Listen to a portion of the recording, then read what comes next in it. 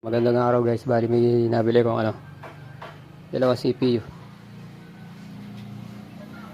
Nung binili ko to ayaw mabuhay. Tapos nung nilinis ko nabubuhay na siya. Kaso walang display. Sabihin may problema pa rin. Bali ang ito troubleshoot ko ngayon yung power supply. Paano nga ba mag troubleshoot ng power supply? Hindi porket umandar yung blower, ibig sabihin good na siya. Bali pakita ko sa inyo. Bali nakasaksak na yan, puputin ko. Ayan, pahugot. Nasaksak ko. Pati niya yung blower na yan. Ayan, nakahinto. Ayan, sasaksak ko. Hindi nakakabit sa board. Ay, sa motherboard. Bali nakatanggal niya lahat. Kasi nga. So, troubleshoot ko. Hindi po rin tumandar, bisa yung buo na yan. Tapos, ito yung tester ko. Bali sinet ko lang siya sa 12 volts. 12 volts DC yan. Bali sasaksak ko na ha. Kaya maandar na blower, maandar na. Kaya nakita nyo umiikot. Tapos para umandar nga pala yan, para umandar power supply, kuha kayo ng jumper wire. Yan, sabit nyo sa green. Ito yung green. Yung green kasi ay on. Tapos yung itim, kahit anong itim dyan, basta itim. Yan, mag-on siya. I-jumper nyo lang dalawa na yan, itim saka green. Itim at green. Yan. Umandar na siya ngayon. Bali hindi porkit umandar yung blower, sabihin good job. Pakita ko sa inyo. Bali ito isang negative test probe ko. Ilagay ko sa itim. Sa itim yan ilalagay. Naka-firmness na sa itim yan. Bali testing ako ngayon. Ito yung positive. Dito tayo sa orange. Ang orange kasi positive 3 yan. Pakita ko sa inyo positive 3. Positive 3 yan. Nakikita ba? Ako hindi nakikita. Positive 3 yan. Ayan. Orange. Dalawa yung orange na yan. Positive 3 yan. Ayan, 3.3. Patayin ko ilaw. Ayan, 3.3. Orange yan, orange. Tapos yung kabilang orange. Ayan, 3.3 rin yan. Oh. Susunod, yung itim din na natin tetesterin yan. Bali, mas dito muna tayo sa may taas. Sa butas sa taas. Mamaya na sa huli, paikutin natin.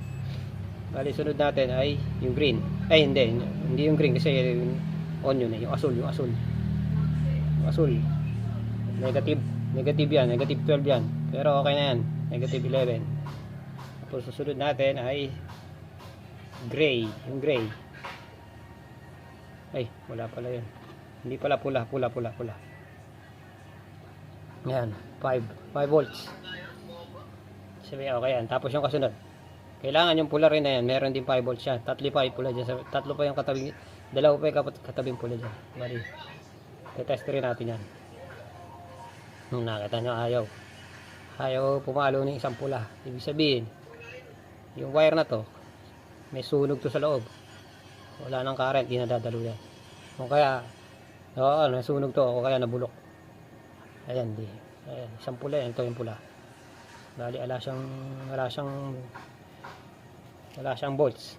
Ibig sabihin sira na yan. Ito naman kasunod, hindi namatay.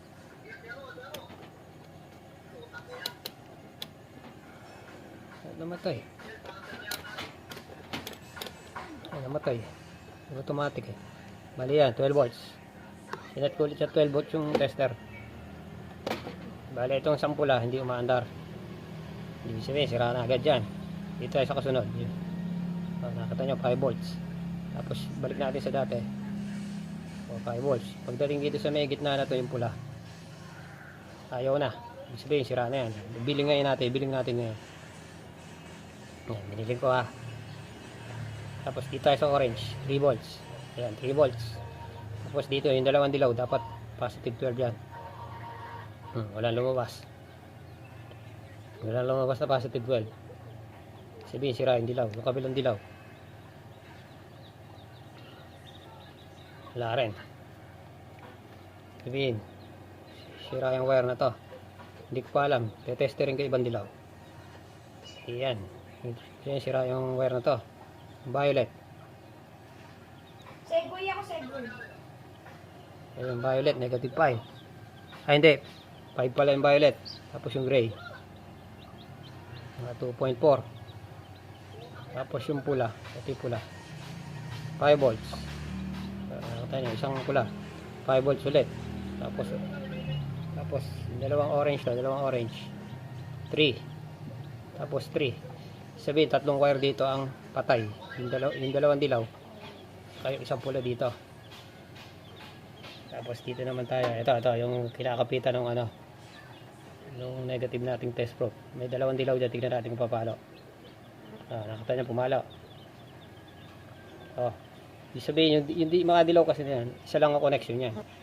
Sabihin dito, yung dalawang dilaw na to, bulok na yung wire nito sa loob.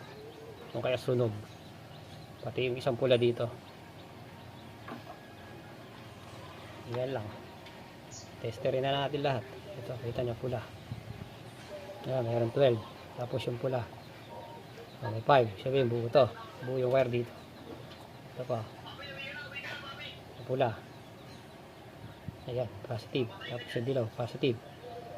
Sabihin, talagang dito may sira. Yung dalawang dilaw.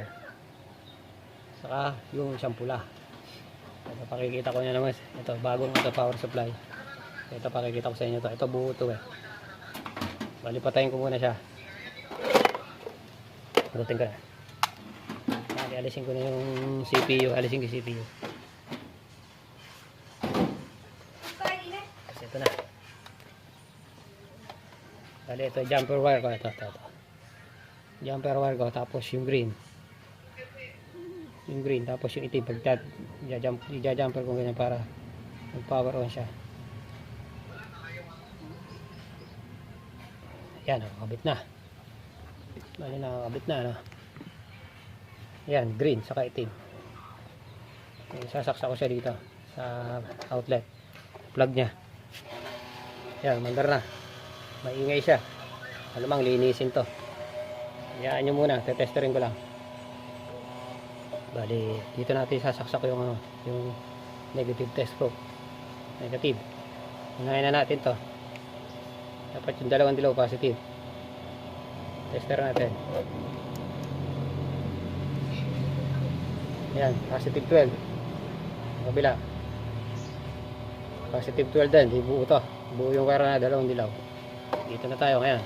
Ay, balik yung test probe na negative dito. Negative. Bali, ito na tayo.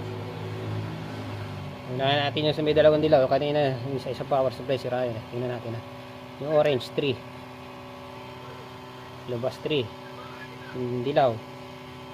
Nakita nyo, buo ito 12. Ang kabila 12, okay siya. Yung violet 5. Yung gray 2. Tapos pula 5.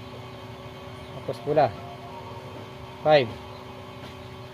Tapos dalawang orange sa dulo 3. Tapos 3. Balik tarin ko na ngayon. Orange may 3 siya, 3.2. Tapos blue, ayan, negative 11. Ayan. Tapos dito tayo sa may bandang dulo. Ito yung tatlong itim. Ito tatlong pula. Dapat buo lahat yan. 5. Ayan, kita nyo 5. Yung sa kanina sira yung sa may gitna, pero ngayon umandar siya sa dulo. Ayan guys, ito buo to. Yung kaninang power supply sira yun. Sa kable lang naman yun. Pwede nating jumperan na lang dito, kumuha tayo. Tapos jumperan natin. Pwede naman yung ganun. 12. Tapos 5. Ito buo to. Tapos 12. Tapos 5. Okay na guys. Ayan lang. Ganyan lang mag troubleshoot ng power supply.